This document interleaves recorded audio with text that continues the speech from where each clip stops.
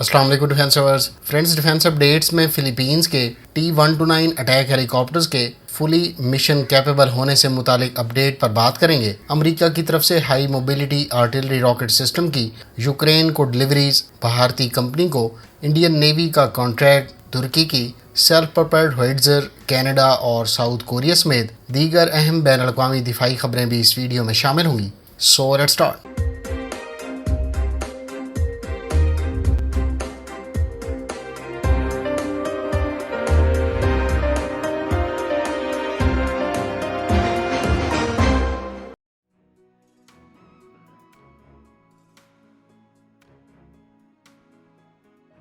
Friends, اطلاعات کے مطابق امریکی صدر جو بائیڈن نے یوکرین کے لیے نئے $700 ملین کے پیکج کی منظوری دے دی ہے۔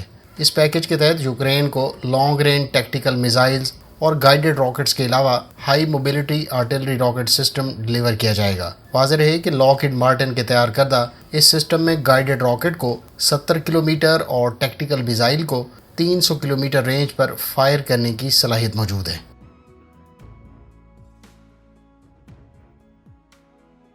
ترکی کی مقامی next generation storm self propelled tracked howitzer کی پروڈکشن اور فیلڈ ٹیسٹ جاری ہیں۔ یہ بات BMC کمپنی کے حکام کی جانب سے ان کے ٹویٹر ہینڈل پر شیئر کی گئی۔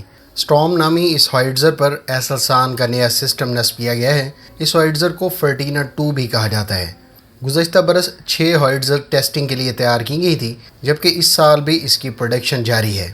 ترکی کی وزارت دفاع نے اس سے پہلے ایسلسان کو 140 نیو جنریشن فرٹینا ہوئٹزر کے لیے فائر کنٹرول سسٹمز کا آرڈر دسمبر 2018 میں دیا تھا۔ واضح رہے کہ فرٹینا کی پہلے سے موجود ہوئٹزر جو کہ لینڈ فورسز کی سروس میں شامل ہیں، ان کو مختلف آپریشنز میں بھی کامیابی سے استعمال کیا گیا ہے۔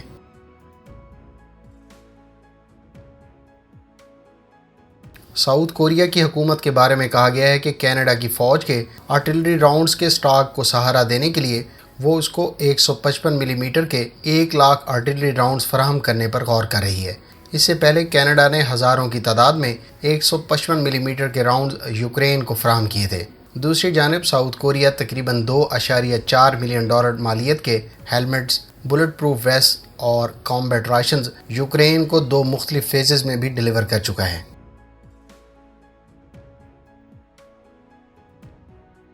بھارت ڈائنامکس کو انڈین نیوی کے لیے Astra MK1 beyond visual range air to air missile کا آرڈر دیا گیا ہے۔ $500 ملین کے اس آرڈر میں company undisclosed number of air to air missiles اور متعلقہ ایکوپمنٹ انڈین نیوی کو فراہم کرے گی۔ اس میزائل کی انڈین ایئر فورس کے Su-30 اور LCA تیجس کے ساتھ انٹیگریشن اور ٹرائلز کا کام پہلے ہی مکمل ہو چکا ہے، جبکہ انڈین نیوی اس میزائل کو اپنے MiG-29K طیاروں کے ساتھ انٹیگریٹ کرے گی۔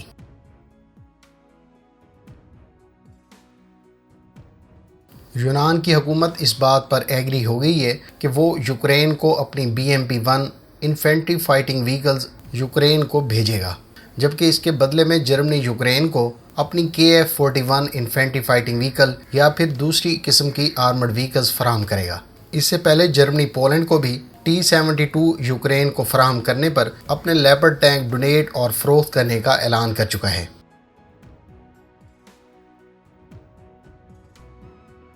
فلپینز کی ایئر فورس نے ترک ساختہ 2 T-129 اٹیک ہیلی کاپٹرز کو فلی مشن کیپیبل قرار دیا ہے۔ یہ دونوں ہیلی کاپٹرز فلپینز کی جانب سے آرڈر کردہ 6 T-129 اٹیک ہیلی کاپٹر میں سے مارچ 2022 کو ڈلیور ہوئے تھے۔ ان دونوں ہیلی کاپٹرز نے حال ہی میں منعقد ہونے والے ایک کمپٹیشن میں شرکت کی تھی، جس میں فلپینز کی افواج کے دیگر ہیلی کاپٹرز بھی شریک تھے۔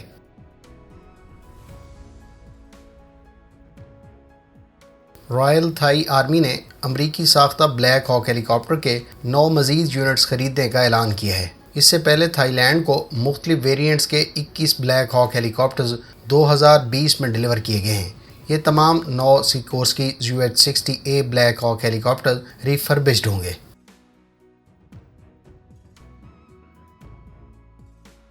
برٹش گورنمنٹ نے یوکرین جنگ کے پس منظر میں اپنی نیوی کے زیر استعمال ٹاماہاک لینڈ اٹیک کروز میزائل کو اپ گریڈ کرنے کا فیصلہ کیا ہے۔ سب مرین لانچڈ ان میزائلز کی ایفیکٹونیس مزید بہتر بنانے کی غرض سے ایسا کیا گیا ہے۔ اس مقصد کے لیے امریکی حکومت کو £265 ملین کا کانٹریکٹ ایوارڈ کر دیا گیا ہے۔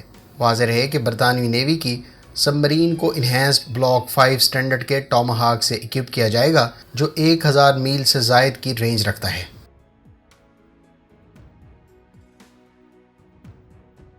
نیٹو کی نیول سٹرائکنگ اور سپورٹ فورسز اور یو ایس نیوی کے 6 فلیٹ نے نیٹو کی سربراہی میں ہونے والی نیپچون شیلڈ ایکسرسائز مکمل کر لی ہے۔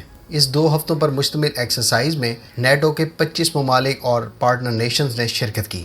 اس ایکسرسائز میں اٹالین F-35B طیارے نے پہلی مرتبہ ایئر ٹو ایئر ریفیلنگ کا مظاہرہ کیا۔ اس ایئر ٹو ایئر ریفیلنگ میں یو ایس F-18 طیاروں نے F-35B کو ایئر ریفیول کیا۔ اس ایکسرسائز سے یو ایس F-35 طیاروں کی دیگر نیٹو نیشنز جیسا کہ Canada, Australia, Norway, Netherlands, UK اور ڈنمارک کے ساتھ فردر انٹیگریشن کا موقع ملا ہے۔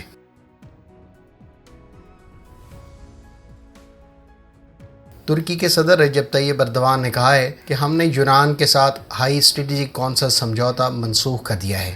یہ بات صدر ایردوان نے قومی اسمبلی میں جسٹس اینڈ ڈیولپمنٹ پارٹی کے گروپ اجلاس سے خطاب میں کہی۔ خطاب میں انہوں نے یونانی حکام کو مخاطب کرتے ہوئے کہا کہ اگر تو آپ دیانتداری اور خلوص سے قدم بڑھاتے ہیں تو آئیے ہم آپ سے مخاطب ہونے کے لیے تیار ہیں، لیکن اگر آپ کی نیت میں فطور ہے تو ہمیں بھی کسی کی پرواہ نہیں۔ صدر ایردوان نے کہا کہ یونانی حکام نے امریکہ کو ملک میں بیسیں بنانے کا موقع فراہم کیا ہے اور اس کے علاوہ دیگر یونان کے اقدامات کو لے کر ہم اس کے ساتھ ہائی اسٹریٹجک سمجھوتے کو منسوخ کر رہے ہیں کیونکہ ہم باوقار خارجہ پالیسی کے حامی ہیں۔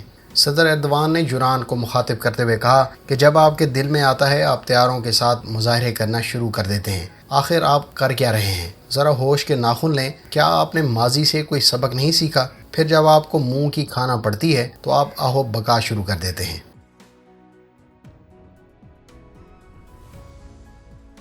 سعودی عرب کے وزیر خارجہ شہزادہ فیصل بن فرحان بن عبداللہ نے اپنے روسی ہم منصب سرگئی لیروف کو یقین دلایا ہے کہ سعودی عرب یوکرین کے بحران کے سیاسی حل کے لیے ضروری کوششیں کرنے کے لیے تیار ہے۔ انہوں نے کہا کہ سعودی عرب کا موقف بین الاقوامی قانون پر مبنی ہے اور سعودی عرب بحران کا ایک ایسا جاندار سیاسی حل چاہتا ہے جس سے امن و سلامتی اور استحکام کو تقویت ملے تاکہ اس سے روس اور یوکرین کے درمیان جاری محاذ آرائی کا خاتمہ ہو سکے۔ اس سے پہلے روسی وزیر خارجہ بحرین کے دورے کے بعد سعودی عرب پہنچے تھے جہاں انہوں نے وزیر خارجہ شہزادہ فیصل بن فرحان سے ملاقات کی۔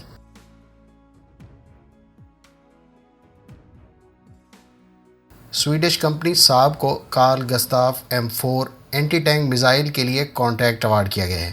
کانٹریکٹ کے تحت کمپنی ڈنمارک کی آرمڈ فورسز کو Carl Gustaf M4 anti tank weapon فراہم کرے گی۔ اس ایکوزیشن کے ساتھ ڈنمارک اس سسٹم کو خریدنے والا 15واں کسٹمر بن گیا ہے۔